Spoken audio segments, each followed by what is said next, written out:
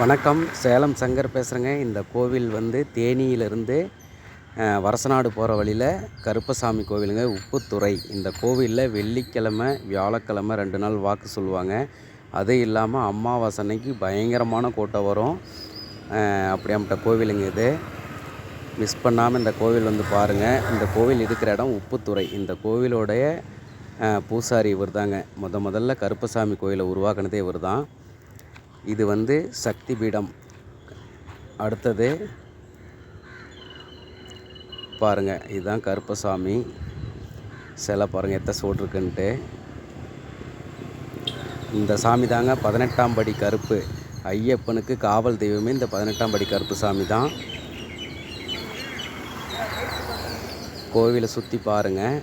இது எல்லாமே உள்ளார இருக்கிறது எல்லாமே கருப்பசாமி தான். எவ்வளோ சின்ன கோயிலாக இருந்தாலும் அழகாக இருக்குன்னு பாருங்கள்.